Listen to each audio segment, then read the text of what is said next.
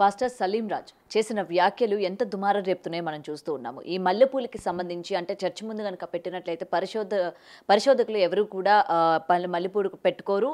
అదే మీరు దేవాలయాల దగ్గర కానీ లేకపోతే వేరే చోట్ల పెట్టినట్లయితే పెట్టుకుంటూ వెళ్తూ ఉంటారు అని చెప్పి ముఖ్యంగా ఆడవాళ్ళని ఉద్దేశించి చేసిన కమెంట్స్ ఏవైతే ఉన్నాయో చాలా దుమారం రేపుతున్నాయి. అసలు ఇలాంటి కమెంట్స్ చేయడానికి ఏం రైట్స్ ఉన్నాయి? ముఖ్యంగా ఇటు హిందువుల్ని ఈ విధంగా కించపరచడం అన్నది ఎంతవరకు కరెక్ట్ అని చెప్పి ఈరోజు అటు హిందూ సంఘాలు కావచ్చు ప్రతి ఒక్కరు తీవ్రంగా మండిపడుతున్న పరిస్థితి కనిపిస్తుంది. ఇదే అంశంపైన మాట్లాడితే ఇవాళ మనతో పాటు సోషల్ యాక్టివిస్ట్ మనోజ్ నామాల గారు ఉన్నారు. మ్యామ్ నమస్తే.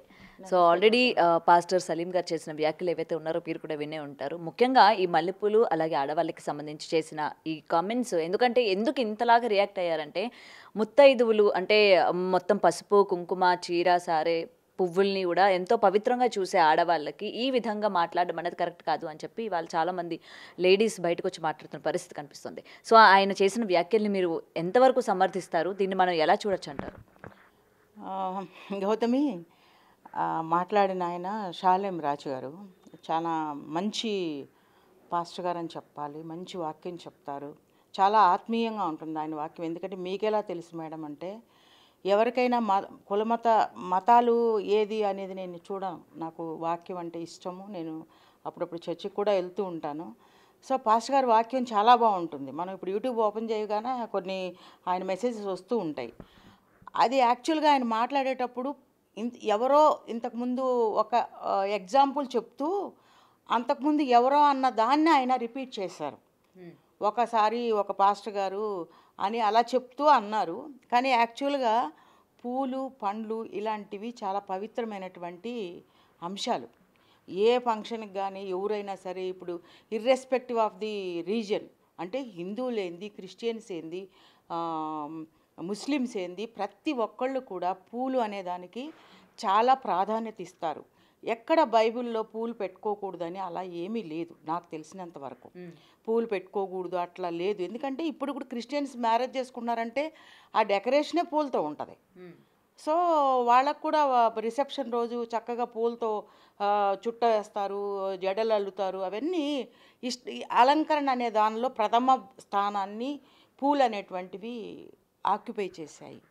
కానీ ఇప్పుడు ఆ మాట ఆయన అనడం వల్ల ఏమైందంటే పూలు నా చర్చికి వచ్చేవాళ్ళు పరిశుద్ధులు ఈ పూలు పెట్టుకోరు.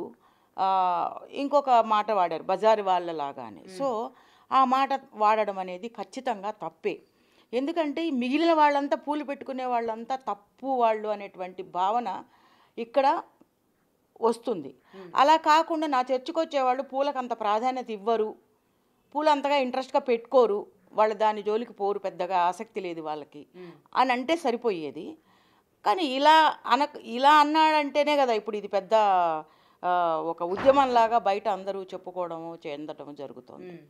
సో ఏమంటే ఈ పూలు పెట్టుకోవడం అనేది ఫస్ట్ ఆఫ్ ఆల్ తప్పు కాదు. పూలు అనేటువంటివి చాలా ప్రాధాన్యత వహించేటువంటి అంశము.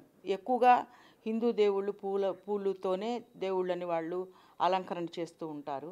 క్రిస్టియానిటీలో కూడా పెళ్ళిళ్ళప్పుడు పూలు వాడని వ్యక్తులు నాకు తెలిసినంత వరకు ఎవ్వరూ లేరు. నార్మల్గా క్రిస్టియన్స్ లేడీస్ కూడా పువ్వులు పెట్టుకుంటారా మేడం? చక్కగా పెట్టుకుంటారు. చర్చి కంటే ఏంటంటే అమ్మ కొంతమంది పూలు అనేటువంటివి మనం ఎప్పుడు వాడతామంటే ఇంట్లో తిరుగుతూ ఉండేటప్పుడు పెట్టుకుంటుంటాం. ఎక్కువగా ఈవినింగ్ పూట పెట్టుకుంటాము. ఎందుకంటే మనం నైట్ పడుకుంటాం కాబట్టి కొంచెం ఫ్రెష్గా తలకి పడుతుంది, కొంచెం స్మెల్ ఉంటుంది అని మంచిగా ఉంటుంది, ఆహ్లాదంగా ఉంటుంది, రూమ్ కూడా ఫ్రెష్గా ఉంటుంది అనేటువంటి ఉద్దేశంతోనే పూలు పెట్టుకుంటాం. పూలు మంచిది అని కూడా పెట్టుకుంటారు. చర్చి కంటే మాత్రం ప్రత్యేకంగా పూలు పెట్టుకొని ఎవరు రారు. ఎందుకంటే అది దేవునికి మనకి ఇవ్వాల్సిన సమయం కాబట్టి ఆ సమయంలో అలంకరణ మీద ఎక్కువ ధ్యాసగా ఆ పువ్వులు పెట్టుకొని అంటే వేరే వాళ్ళు కూడా అంతా జెంట్సు లేడీసు వస్తారు కాబట్టి ఆ పూలు అనేటువంటివి ప్రాధాన్యతగా అక్కడ కనిపించకూడదు. పూలు వాసన వేరే వాళ్ళకి అభ్యంతరకరంగా కూడా ఉంటుంది కొన్నిసార్లు. కొంతమంది చూడండి విరజాజులు పెట్టుకుంటే ఏంటమ్మా అబ్బా ఏంది ఈ వాసన అంటారు. కొంతమంది మహాతల్లులకి మల్లెపూలు అంటే కూడా కొన్నిసార్లు అబ్బా ఆ వాసన నాకు పడదు, నాకు విరజాజులు ఇష్టం అంటుంటారు. అలాంటప్పుడు అవతల వాళ్ళకి అభ్యంతరకరంగా ఉండకూడదనే ఉద్దేశంతో కూడా చర్చికి పూలు పెట్టుకొని రారు. పైగా దేవుని సన్నిధిలో మనం ఉండేది 1 గంట 2 గంటలో 3 గంటలో ఆ సమయం అంతా ఆయన ధ్యానంలో ఉండాలి అనేటువంటి ఉద్దేశంతో కూడా పూలు పెట్టుకోరు. అంత అది అలా చెప్పడం బాగుండేది. అలా కాకుండా నా చర్చికి వచ్చేవాళ్ళు పరిశుద్ధులు, పూలు పెట్టుకోరు, బజార్ వాళ్ళలాగా అనేటువంటి మాట షాలేం రాజు గారు వాడకుండా ఉండవలసింది. ఆయన నేను ఒప్పుకుంటాను, మంచి పాస్టర్ గారే, దానికి నేను కాదనట్లేదు. ఏదైనా ఈ మధ్యకాలంలో క్రైస్తవుల మీద దాడులు బాగా ఎక్కువైనాయి అమ్మ. నేను షాలేం రాజు ఇష్యూ మాట్లాడట్లేదు. మణిపూర్లో ఎన్నో ఘోరాలు జరిగినాయి స్త్రీల పట్ల. అప్పుడు మాట్లాడిన వాళ్ళు ఎవరూ లేరు. మొన్న టీవీ మన ఏదో ఒక ఫంక్షన్లో మన్మధుడు హీరోయిన్ని ఆమె పేరు అంశుని బాడీ షేమింగ్ అమ్మాయి గురించి మాట్లాడాడు ఒక ప్రొడ్యూసర్ పబ్లిక్లో. మరి అప్పుడంతా ఆ స్త్రీల గురించి ఎవరూ ఫైట్ చేయట్లేదు. ఇప్పుడు ఈయన మాటను పట్టుకొని నిజమే వెళ్ళి అడిగి మీరు ఇలా అనడం కరెక్ట్ కాదని చెప్పి ఒక ధర్నాలాగా వెళ్ళండి, వెళ్ళి మాట్లాడండి, ఆయన నిలదీయండి. ఒకవేళ ఆయన నోరు జారారు కాబట్టి ఒకవేళ అది తప్పు అని అనుకుంటే అందరూ తప్పు అంటున్నారు కదా. అంటే అనుకోవడం ఏముంది, బజార్ వాళ్ళలాగా అన్నారు కదా. అంటే బజార్ వాళ్ళు అంటే ఈరోజు పూలు పెట్టుకున్న ప్రతి ఒక్కరు కూడా దాని కిందే వస్తారు. అయినా బజార్ వాళ్ళు కూడా ఏంటంటే వాళ్ళు కూడా అంత చులకన, వాళ్ళు కూడా వాళ్ళ పొట్టకుట్టు కోసమో లేకపోతే కుటుంబం కోసమో వాళ్ళ వృత్తిని ఎంచుకుంటారు కాబట్టి వాళ్ళని కూడా కించపరచడం అనేది ఎంతవరకు కరెక్ట్ చెప్పాను. ఆయన మాట్లాడింది తప్పే, నేను కాదన్నట్ల. నేను అలాంటి మాటలు మాట్లాడినప్పుడు దాన్ని పబ్లిక్ చేయడం అనేది దానివల్ల ఏమొస్తుంది, ఒక అన్పాపులర్ అవుతాడు ఆయన అని అనుకుంటున్నారు. అది పక్కన పెట్టి అసలు జరగాల్సింది ఏమిటి, ఆయన దగ్గరికి ఎవరైతే మహిళా సంఘాలు అందరు ఇప్పుడు పేపర్లు పట్టుకుని కంప్లైంట్లు రాసి చక్కగా ధర్నాలు అవి చేపడుతున్నారో ఆయన దగ్గరికి వెళ్ళి ఇలా మీరు చేయడం కరెక్ట్ కాదు. నిజం చెప్పాలంటే చట్టాలు ఇవన్నీ చాలా లేట్ అవుతాయమ్మా. ఎప్పటికప్పుడు మనం సరిచేసేసేయాలి విషయాల్ని. ఎందుకంటే దాన్ని ప్రొలాంగ్ అవ్వకూడదు నా ఉద్దేశంలో. ఒకడు ఒకరిని చంపాడమ్మా, వాడికి చాలా ఎర్లీగానే వాడికి శిక్ష పడాలి. అప్పుడే ఆ సమస్య పోతుంది. ఈయన విషయంలో ఒక తప్పు జరిగింది అని అనిపించింది కదా, అందరికీ అనిపించింది. అంటే ఇంకా ముఖ్యమైన విషయాలు చాలా వదిలేశారు, ఇది మాత్రం గట్టిగా పట్టుకున్నారు. ఎందుకంటే ఆయన క్రిస్టియన్ కాబట్టి. సరే తప్పు చేశాడు. అంటే ముఖ్యమైన విషయాలు అంటే ఉన్నాయి కదా, ఇందాక నేను చెప్పాను కదమ్మా, మణిపూర్లో క్రైస్తవుల్ని ఆడవాళ్ళని నానా చిత్రహింసలు పెట్టారు. ఎప్పుడన్నా పెద్దవాళ్ళు కుదిరితే అది కూడా చూడండి. మరి అది వాళ్ళు మాత్రం ఆడవాళ్ళు కాదా? హిందువులు ఒక్కటే ఆడవాళ్ళు కాదు కదా, క్రిస్టియన్లు కూడా దేవుణ్ణి నమ్ముకున్న వాళ్ళు కూడా వాళ్ళు కూడా స్త్రీలే. ఇటు హిందువులు కూడా దాడులకి గురవుతూ ఉన్నారు కదా మేడం. మరి హిందువుల కన్నా క్రైస్తవులు భయంకరమైన దాడులకు గురయ్యారు. అందులో ఆడవాళ్ళు చాలా భయంకరమైన దాడులకు గురయ్యారు. మరి వాళ్ళకి సపోర్ట్ చేసేవాళ్ళు లేరే. సరే ఇప్పుడు ఈ ఇష్యూలో తప్పు జరిగింది, షాలేం రాజు దగ్గరికి వెళ్ళి సార్ మీరు ఇలా మాట్లాడడం కరెక్ట్ కాదు, అందరి మనోభావాలు, నిజంగా నేను అంటున్నా అందరి మనోభావాలు దెబ్బతిన్నాయి ఆ మాట అనడం వల్ల. నా చర్చకు వచ్చే పరిశుద్ధులు కాబట్టి పూలు కొనలేదు, బజార్ల వాళ్ళలాగా అనేశాడు. సో ఆ మాట మిగిలిన వాళ్ళందరూ తప్పు వాళ్ళనే ఉద్దేశం అక్కడ కనిపిస్తుంది. కాబట్టి ఎవరైతే బాగా అగ్రెసివ్గా రియాక్ట్ అవుతున్నారో వాళ్ళందరూ వెళ్ళి షాలేం రాజు గారి దగ్గర వెళ్ళి క్షమాపణ చెప్పించుకోవాలి. ఎందుకంటే దీన్ని అలా మళ్ళీ ప్రొలాంగ్ చేసేసి నాకు అనిపిస్తుంది అనమాట, మళ్ళీ ఈయన కూడా మళ్ళీ పబ్లిక్లో డిబేట్లు పెట్టేసి ఈయన గురించి చర్చా వేదికలు స్టార్ట్ అయ్యి మళ్ళీ మేము ఇంకొక పాస్టర్ని పోగొట్టుకోవాలి అనే పరిస్థితి క్రైస్తవులకు రాకూడదు. అంటే ఇలాంటి విమర్శలు కనుక చేస్తే డెఫినెట్గా ఇటు టార్గెట్ చేస్తారు, మళ్ళీ ఇతన్ని కూడా ఏదైనా చేసే అవకాశాలు ఉన్నాయని అంటున్నారా? అంటే గతంలోని పాస్టర్ ప్రవీణ్ విషయంలో జరిగింది, ఇక్కడ కూడా జరుగుతుంది అంటారా?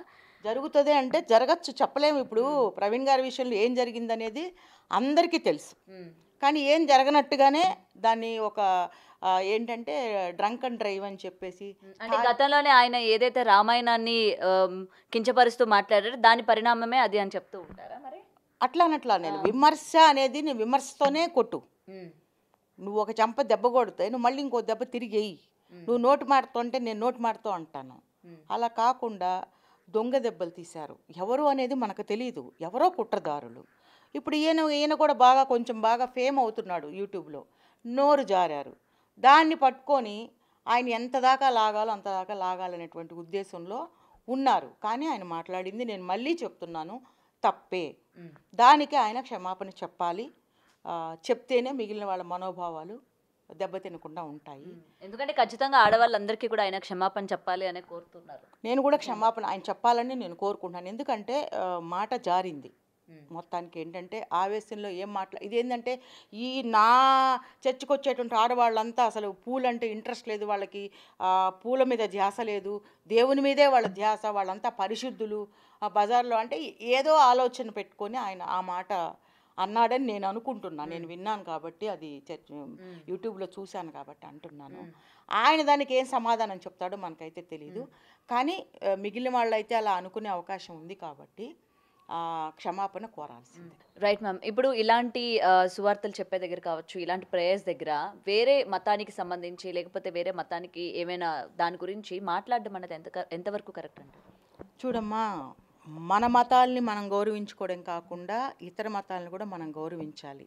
ఎంతోమంది పాస్టర్లు ఎన్నో విషయాలు మాట్లాడుతుంటారు. ఇతర మతాల్ని వాళ్ళు గౌరవిస్తూనే వాళ్ళ మతాన్ని వాళ్ళు ప్రచారం చేసుకుంటూ ఉంటున్నారు. కాబట్టి మనం ఇప్పుడు పరమత సహనాన్ని ఖచ్చితంగా పాటించాలి.